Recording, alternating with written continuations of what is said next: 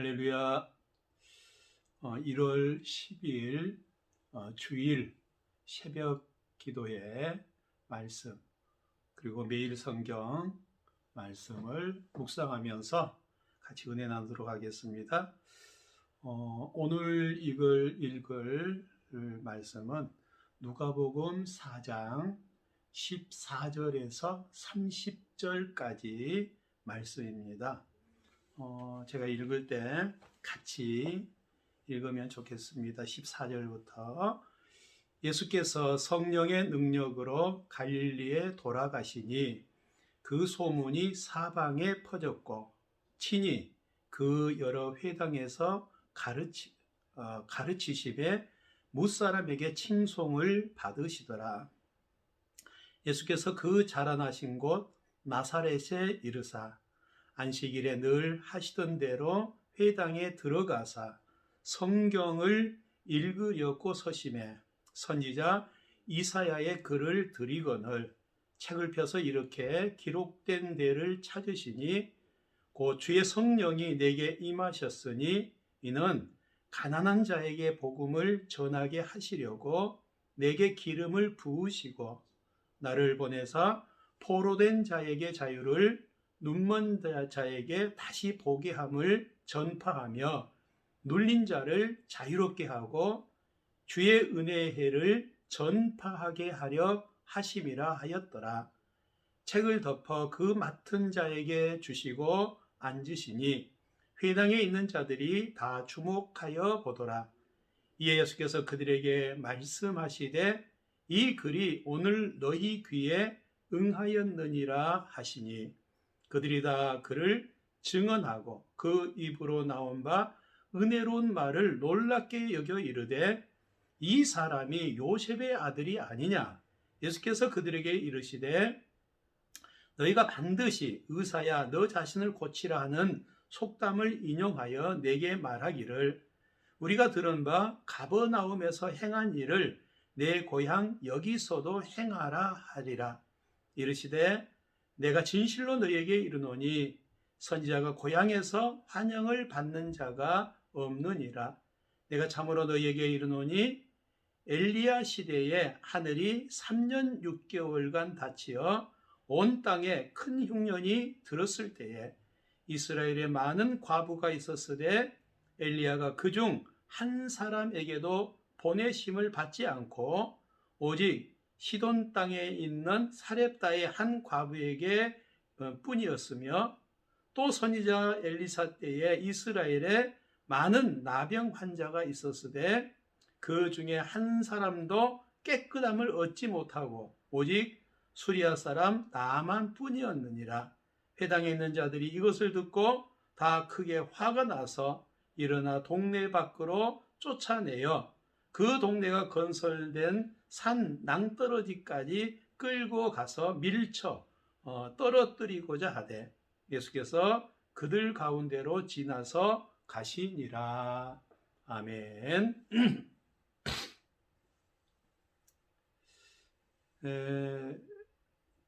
어제 1월 9일 말씀에서 예수님께서 40일 이렇게 광야에서 금식 기도하시고 또 시험하는 자 사단에게 유혹을 당하시고 그다음에 승리하시고 이제 오늘 본격적으로 공생의 사역을 시작하는 그런 출발점입니다.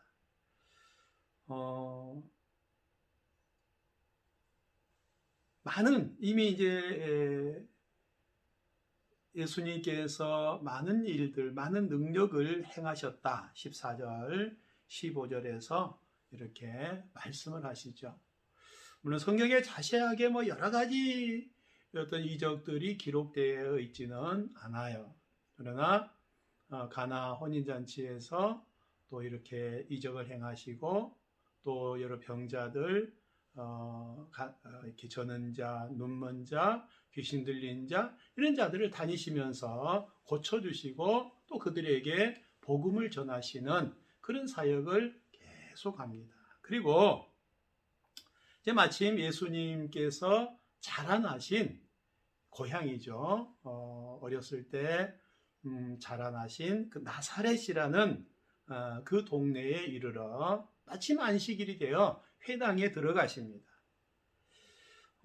그때 당시 이제 회당에서는 누구든지 하나님 말씀을 전하고 싶으면은 가운데 이렇게 연단 자리에 서게 되면은 거기 회당장, 회당의 서기관 이런 사람들이 책을 갖다 줍니다. 무슨 책을 달라? 그러면은 양피지에 또 파피루스에 기록된 그 성경책을 가져다 주는데 거기서 이제 자기가 원하는 말씀을 읽고 또 그것을 이렇게 가르치는 그런 그 일들이 안식일에 계속 일어나고 있었습니다. 이게 회당은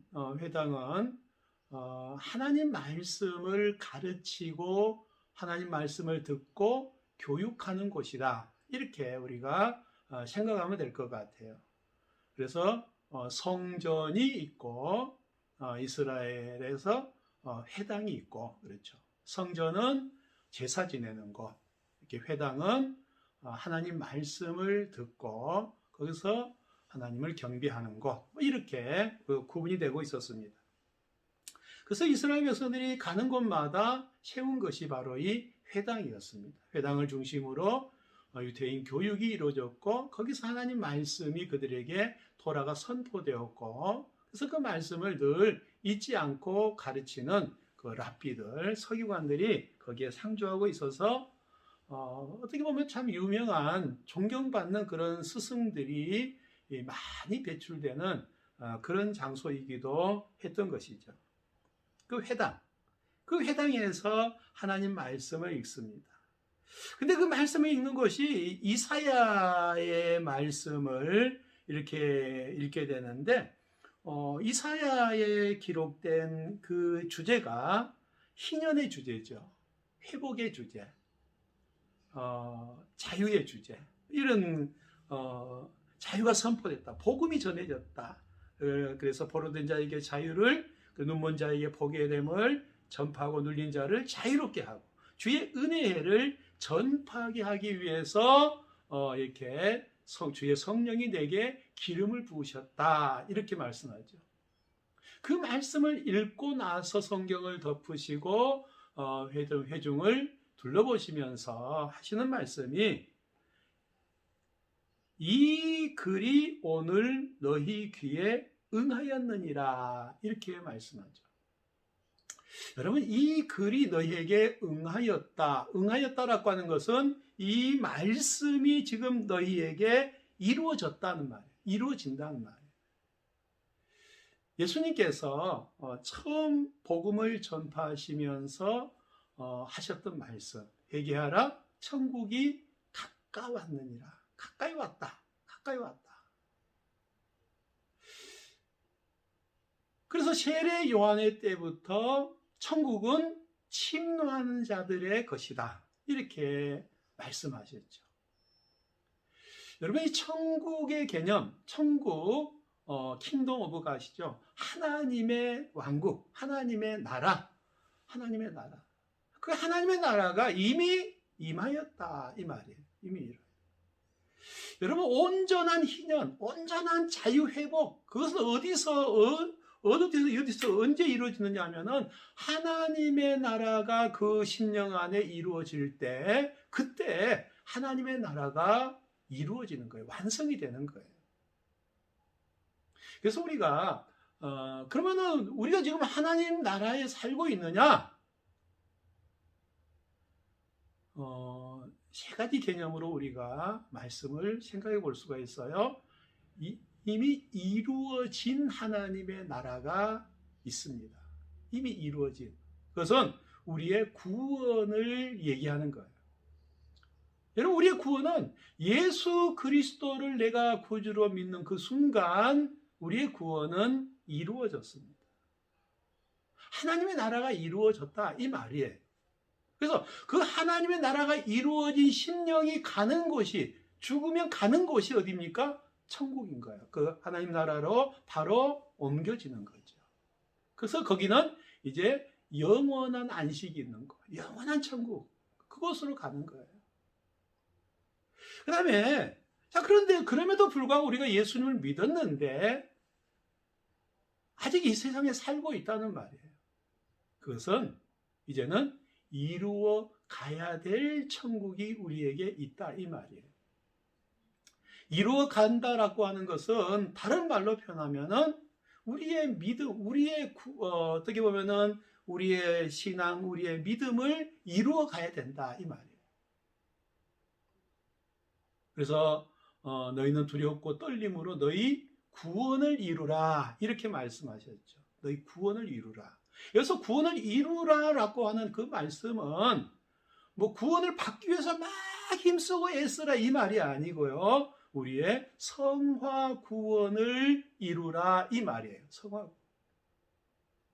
여러분, 정말 우리가 예수를 믿었음에도 불구하고 그 인성이, 그의 삶이 완전히 변화가 되지 않아요. 순식간에 변화가 되면 좋은데 그게 변화가 되지 않아요. 그렇기 때문에 우리는 우리의 구원을 이루어 가야 될 책임이 우리에게 있다는 말이에요. 그래서 그것을 성화, 구원, 이렇게 얘기하는 거죠. 여러분, 그런데 가장 중요한 부분이 사도 바울 자신도 내 속사람과 겉사람, 육의 소욕과 영의 소욕이 자꾸 싸운다 했어요. 그래서 우리가 그 영적인 싸움에서 승리할 수 있는 방법이 있는데, 그게 뭐냐면은 성령님께서 우리를 붙잡아 주시고 성령님께서 우리에게 능력을 더해 주셔야 된다는 말이죠.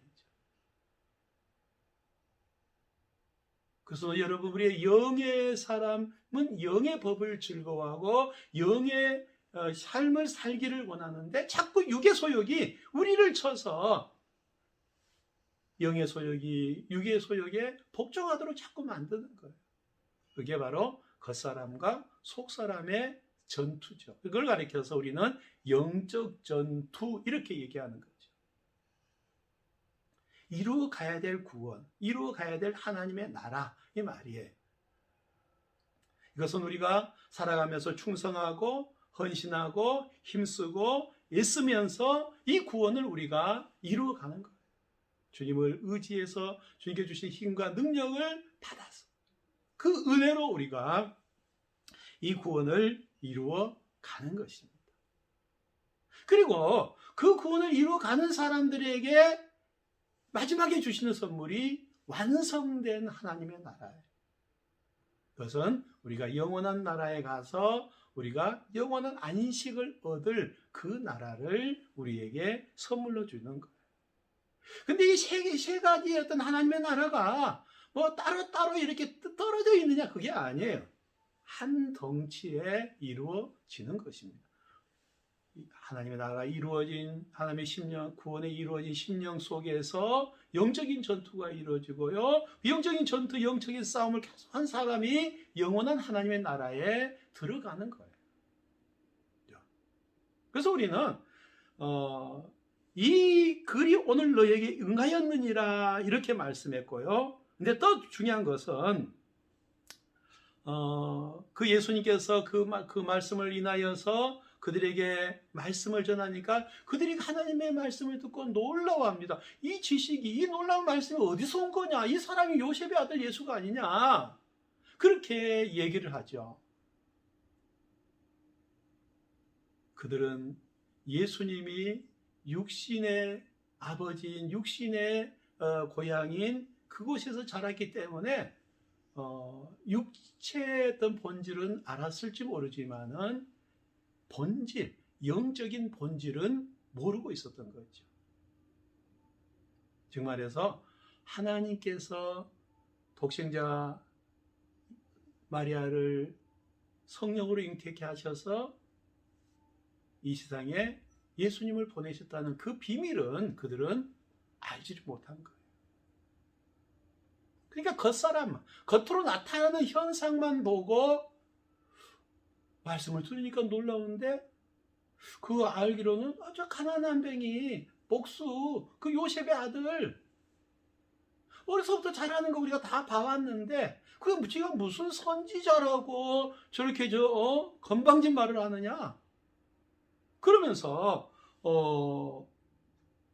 자기를 선지자라고, 자기를 선견자라고, 자기를 하나님께서 보내심 받은 자라고, 그러면서 그들에게 말씀을 전하니까 화가 난 거예요. 더구나 이방인들에게만 은혜가 임했다는 그래 사렙과 과부, 또 나아만의 문둥병자, 그들에게 하나님의 은혜가 그들에게만 임했다라고 그 말을 듣고는 화가 난 거예요. 그래서 예수님을 죽이려고 산 위에 가면은 큰 절벽이 있어요. 그 절벽까지 끌고 가서 거기서 밀어뜨려서 죽이려고 하는 거예요. 근데 그 순간 예수님은 거기서 그들의 눈을 멀게 하시고 그 가운데로 이렇게 지나오셨더라. 이렇게 기록을 하고 있죠. 오늘 본문에는 그 말씀이 없어요. 근데 예수께서 그들 가운데로 지나서 가셨다. 이렇게만 오늘 그 30절에서 기록을 해주고 있어요. 그들의 눈을 멀게 하셨다. 우리가 다른 복음서를 참조하면은 그 말씀이 기록되어 있습니다. 자, 근데 중요한 것이 여러분 그 복음이 말이에요. 그들이 거절한 그 복음이 오늘 우리에게 임한 거예요. 예수님께서 말씀하신 대로 유대인들이 거절한 그 복음이 오늘 우리에게 임했다는 말이에요. 이것은 무슨 말이냐면은 하나님의 은혜로 우리에게 임한 거예요. 우리가 당연해서 우리가 구원받은 게 아니에요. 하나님의 은혜로 받은 구원이다 이 말이에요. 자, 그러면은 우리가 이 땅에 살아가면서 어떻게 살아가는 것이 옳은가 하는 거예요. 은혜로 받은 구원, 정말 우리가 도저히 구원 받을래야 받을 수 없는 그런 존재들이었는데 하나님의 은혜가 우리에게 임해서 우리가 하나님의 자녀로 부름을 받게 된 거예요. 그렇다면 저와 여러분이 이 2021년도를 계획하면서 어떻게 살아갈 것인가, 무엇을 할 것인가, 늘 기도하고 어떻게 충성하고 어떻게 헌신할 것인가, 이것을 우리가 늘 생각하고 살아가야 된다 이 말이에요. 그냥 하루하루 코로나니까 그냥 우리가 예배도 적당히 드리고 그냥 온라인으로 적당히 드리면 되지, 이런 안이한 자세를 가지고 우리가 대처해서는 안 된단 말이에요. 우리가 모이기가 어려울 때, 우리가 정말 하나님께 예배드리기가 더 어려운 이런 환경이 주어졌을 때 우리는 어떻게 됩니까? 더 기도하기를 힘쓰고, 더 말씀 보기 힘쓰고, 더 하나님 말씀에 순종하기를 힘쓰고, 더 헌신하기를 힘쓰는 그런 간구, 그런 기도, 그런 믿음을 하나님께 올려드려야 되는 거예요. 하루하루를 그냥 적당히 보내버리고 끝내버리는 그런 삶이 되어서는 안 돼요. 예배를 한 번 드리더라도 그냥 우리의 온 정성, 온 마음, 온 힘과 온 열정 다 해서 우리 하나님을 찬양하고 그렇게 예배 드리자는 말이에요. 교회 와서 예배 드리는, 교회당에 와서 예배 드리면은 더 좋겠지만은 그러지 못할 환경이라면은 내 집에서 정말 내 집이 교회가 되는 기회로 이제 만들어 버리자는 말이에요. 두세 사람이 내 이름으로 모인 그곳에 내가 너희와 함께 있겠다고 주님 약속하지 않았습니까? 여러분, 우리 집이라고 하는 것이 그냥 내가 먹고 자고 그렇게 말하고 우리에게 우리 집을 허락해 주신 것이 아니에요. 교회의 가장 작은 개념이 뭡니까? 가정교회이지 않습니까? 가정교회. 지금 우리 가정에서 예배가 드려지고, 가정에서 하나님을 찬양하고, 가정에서 하나님의 이름이 높여지고, 내 가정에서 하나님께 기도하는 소리가 울려나고, 하나님을 찬양하는 소리가 울려나고, 이것이 은혜 받은 자들의 가정에서 나와야 될 소리인 거예요. 세상 사람과 똑같이 그냥 부부싸움 하는 소리, 그냥 아이들 뭐라 하는 소리, 그냥 거기서 텔레비 소리, 세상 노래 소리, 이런 소리만 막 잔뜩 나와서는 안 되잖아요. 거기서 찬양이 나오고 기도가 나오고 하나님 말씀을 하나님께 예배하는 소리가 밖으로 울려 퍼져야 돼요. 여러분, 정말 예수님은 그 일을 하기 위해서 이 세상에 오셨어요. 그래서 그 일을 하기 위해서 이 모든 것을 다 포기하시고, 하늘 높은 보좌 포기하시고 세상에 오셔서 그 구원을 이루어 주신 것입니다. 오늘 저와 여러분은 이 말씀 기억하면서요, 그 은혜가 우리에게 임했다. 우리는 하나님 나라를 이루어 가야 될 사람, 두렵고 떨림으로 우리의 구원을 이루어 가면서 다 힘써서 기도하고 찬양하고 예배하는 그런 예배자가 되어지기를 주의 이름으로 축원드립니다. 기도하겠습니다. 참 좋으신 아버지 하나님, 감사를 드립니다. 정말 하나님을 온전히 예배하는 예배자가 되어지기를 원합니다. 성령으로 오늘 또 임재하여 주시고 은혜 베풀어 주시고 강건함으로 저희들을 붙잡아 주옵소서. 예수님의 이름으로 기도하옵나이다. 아멘. 네, 오늘도 복된 주일입니다. 11시 예배 분명히 기억하시고 교회 오시고, 또 교회 못 오시면은 가정에서 온전한 예배 드릴 수 있도록 이렇게 힘쓰고 애쓸 수 있기 바라고요. 정말 하나님의 나라를 위해서 우리가 온전한 우리의 마음과 정성, 우리의 뜻 다 주님께 올려드리는 그런 우리 삶이 되기를 간절히 바랍니다. 말씀 묵상하시고 기도하시고 더 은혜를 사모할 수 있기 바랍니다. 아멘.